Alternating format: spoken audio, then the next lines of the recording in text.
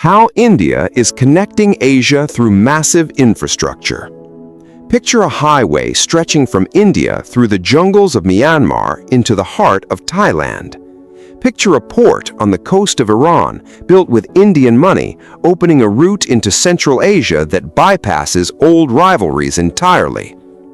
Picture undersea cables, railway lines, and river routes quietly stitching together a region the world still treats as a patchwork of disconnected nations.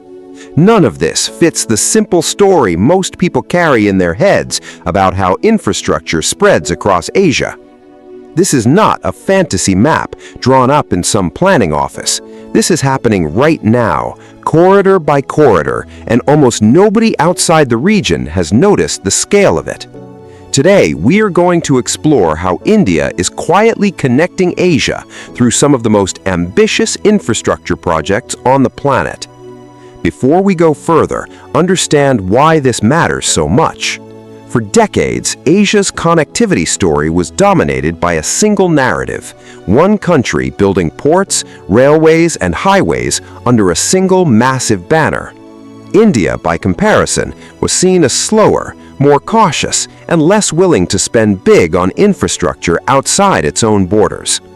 But quietly, without the same level of global attention, India has been building its own web of roads, ports, and rail lines stretching from Southeast Asia to the Middle East to Central Asia. So stay till the end, because the final piece of this puzzle is not a road or a port at all. It is a philosophy, and it explains why this entire network is being built so differently from anything else happening in the region. Most global coverage of Asian infrastructure still fixates on a single sprawling initiative, tracking its ports and railways with far more attention than anything else happening across the continent. Meanwhile, quieter negotiations have been unfolding in the background, agreements signed between neighboring foreign ministries, funding released for projects that rarely make international headlines, engineers working across borders that history has made difficult to cross smoothly. Add up enough of these quiet projects, and a genuine alternative network starts to emerge, one built less on grand announcements and more on steady, patient construction. Let's start with the Trilateral Highway, a road project connecting India directly to Myanmar and onward into Thailand. This is not a small rural road. It is a major highway cutting through dense jungle, mountainous terrain, and river crossings that engineers once considered nearly impossible to navigate at this scale. Once complete, this highway will allow trucks to drive directly from India's northeastern states all the way into Southeast Asia, a route that once required goods to travel by sea around the entire subcontinent. For India's often neglected northeastern region, this road represents something far bigger than trade. It is a lifeline connecting communities that have felt cut off from the rest of the country for generations, suddenly finding themselves at the center of a new international trade route instead of at the edge of a forgotten frontier. Engineers building this highway have had to contend with heavy monsoon rains, unstable mountain slopes, and dense forests that made even basic surveying difficult. Work that took years longer than planners initially expected, but never fully stalled the project's momentum. Another artery in this growing network runs through the Kaladan Multimodal Transit Project, linking India's northeast to the Bay of Bengal through Myanmar.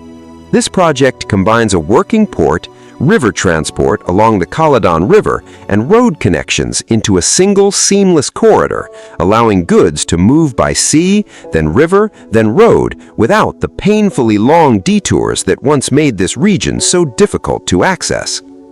Before this project, moving goods to India's northeastern states meant relying almost entirely on a narrow strip of land connecting the region to the rest of the country, a bottleneck vulnerable to landslides, floods, and congestion. This multimodal route finally gives the Northeast a second way in and out, reducing its dependence on that single fragile corridor for the first time in its history. Local traders, who once had to plan shipments weeks in advance to avoid seasonal landslides, are beginning to see a genuine alternative take shape, one that runs through water and river channels instead of a single vulnerable mountain road. From there, the story moves west to a port most people outside the region have never heard of, Chabahar, sitting on the coast of Iran. India helped fund and develop this port specifically to open a route into Afghanistan and Central Asia that bypasses routes controlled by regional rivals entirely. This is not just about moving cargo faster, it is about strategic independence, giving India and its trading partners in Central Asia an alternative path that does not depend on the goodwill of any single neighboring country. Landlocked nations in Central Asia, long forced to rely on limited routes for international trade, suddenly gained a genuine alternative through this single port, one that connects them to global shipping lanes without passing through territory they have little control over. Building this port required navigating a complicated web of international sanctions and shifting diplomatic relations, forcing planners to work carefully within narrow windows of opportunity that could close again with little warning. Building on that same ambition is the International North-South Transport Corridor, an enormous multi-country network of ships, railways, and roads stretching from India all the way to Russia through Iran and the Caspian Sea region. This corridor was designed to slash the time and cost of moving goods between South Asia and Europe, cutting out weeks of travel that older shipping routes around the entire African continent once required. Trade that once took over a month by sea can now move through this combined network in a fraction of that time, opening entirely new markets for Indian exporters who once found these distant regions too expensive or too slow to reach profitably. Coordinating this corridor required cooperation between countries that do not always see eye to eye on other matters, proving that shared economic interest can sometimes bridge gaps that diplomacy alone struggles to close. Even more ambitious is the India-Middle East-Europe Economic Corridor, a sweeping plan connecting India to the Gulf and from there onward into Europe through a combination of shipping lanes, railways, and undersea cables. This corridor was announced with enormous fanfare on the global stage, uniting several nations around a single vision of trade routes that could rival anything built anywhere else in the world.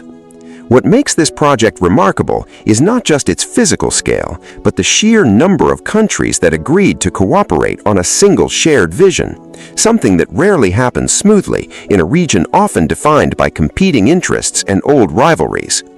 If fully realized, this corridor could cut shipping times between South Asia and Europe dramatically, offering exporters an alternative to routes that have grown increasingly congested and unpredictable in recent years. Closer to home, India has also been rebuilding rail and river links with Bangladesh, restoring transport connections that were severed by the partition of the subcontinent decades ago. Trains that once could not cross this border at all now move goods and passengers directly between the two countries, cutting travel times that used to stretch across days of indirect routes down to just a few hours. River routes once abandoned entirely are being dredged and reopened, allowing barges to carry cargo through waterways that had sat unused for generations. This reconnection is not just an economic story. It is the slow healing of transport links broken by history, quietly stitched back together one rail line and one river route at a time. Families separated by a border drawn decades ago now find travel between the two countries far simpler than it once was, while businesses on both sides describe trade that used to take agonizing detours now flowing along routes that geography always intended to connect. Further into the mountains, India has been deepening its connectivity with Nepal and Bhutan, building roads, railways, and power transmission lines that tie these landlocked nations more closely into the regional economy. Hydropower generated in Nepal's mountain rivers now flows directly into India's power grid, creating an energy partnership that benefits both countries, while new rail links are being extended toward the Nepali border for the very first time. For two nations that have historically depended almost entirely on a single large neighbor for trade access, these new connections offer more options, more leverage, and more direct participation in the broader Asian economy than either country has had in decades. Villages once accessible only by long mountain treks are now seeing roads reach their doorstep for the very first time, connecting isolated communities to markets, schools, and hospitals that were once days away rather than hours.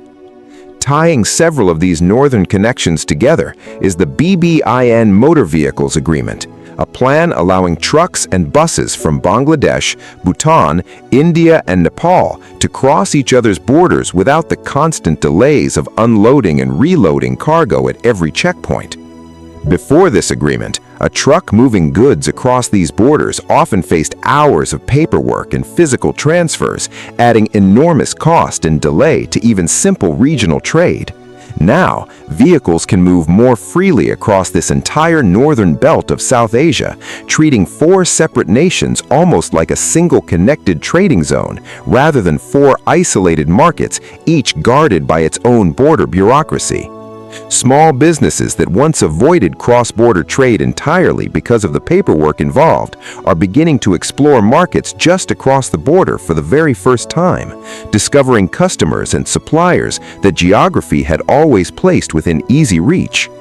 Out at sea, India has also been investing in ports and energy projects across Sri Lanka and the Maldives, island nations sitting directly along some of the busiest shipping lanes on the planet. These investments are not just about commercial shipping. They reflect a recognition that whoever holds influence over these small but strategically vital nations gains real leverage over trade routes carrying a massive share of global commerce. Renewable energy projects, port modernization, and improved ferry connections are steadily deepening ties between India and these island neighbors, offering an alternative to competing investment from other major powers eager to expand their own presence in the same waters. Fishing communities and small traders across these islands describe noticing the difference directly, with more reliable electricity and faster ferry connections, changing daily routines that had remained largely unchanged for generations. And now we arrive at the true foundation tying every single one of these projects together, the philosophy shaping how India builds beyond its own borders. Unlike infrastructure programs built primarily to extract resources or gain political leverage, India has largely approached these projects as genuine partnerships, funding roads, ports, and rail lines designed to benefit the host nations directly, rather than simply serving as extraction routes back to India alone. This approach has earned trust in smaller neighboring nations that have grown wary of infrastructure deals elsewhere. That left them buried under debt with little control over the very projects built on their own soil. Officials across the region have increasingly described India's approach as slower but steadier, prioritizing long-term relationships over rapid headline-grabbing announcements, a strategy that may lack the same dramatic scale of other regional infrastructure pushes, but one that is quietly building something far more durable: trust between nations that will likely outlast any single road or port. Diplomats who study regional infrastructure closely note that projects built on genuine partnership tend to survive changes in government far better than those imposed from outside, because the host nation feels a real stake in seeing them succeed, rather than simply hosting someone else's ambitions on borrowed land. So why does all of this matter? Why is India investing so heavily in infrastructure the rest of the world barely notices, stretching across an entire continent? The answer is simple. Whoever connects a region physically often ends up connecting it economically and diplomatically as well, shaping trade flows, alliances, and influence for generations to come. Every highway built through Myanmar strengthens ties with Southeast Asia. Every port developed in Iran opens new doors into Central Asia. Every rail line restored with Bangladesh heals old wounds while creating new opportunities. Every corridor stretching toward Europe positions India as an essential link in global trade rather than a distant participant watching from the sidelines. Think about everything you just heard. A highway cutting through jungle to reach Southeast Asia, a multimodal corridor giving India's northeast a second way to the sea, a port in Iran opening Central Asia without depending on rival routes, a transport corridor slashing weeks off the journey to Russia and Europe, an ambitious economic corridor uniting nations from India to the Gulf and beyond, rail links healing borders broken by history, mountain roads and power lines drawing Nepal and Bhutan closer into the regional economy, a single agreement letting trucks move freely across 4 nations at once, island ports and energy projects deepening ties across vital ocean waters, and beneath every one of these projects, a quiet philosophy of partnership rather than dependency. None of these corridors on this list would reshape Asia on its own, but stacked together, road by road, port by port, corridor by corridor, they reveal a nation quietly weaving itself into the center of an entire continent's future. The world spent years assuming only one country could build infrastructure at this scale across Asia. That assumption is quietly falling apart, mile by mile, partnership by partnership. And when the rest of the world finally looks closely at what has been built here, it will not find a country still finding its way onto the map. It will find a nation already at the center of it, quietly connecting a continent, one corridor at a time. What makes this story different from so many other infrastructure tales is patience.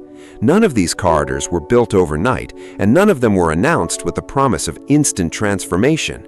Each one took years of negotiation, engineering, and quiet diplomacy, often crossing borders shaped by conflict, colonial history, or simple geography that made cooperation difficult long before construction ever began. Yet piece by piece, those obstacles are being worked through, not with grand declarations, but with roads that actually get finished, ports that actually open, and rail lines that actually start running trains. That is the quiet secret behind how India is connecting Asia. Not speed, not spectacle, but steady, deliberate persistence, the kind of persistence that tends to outlast whatever headlines the world happens to be watching this week.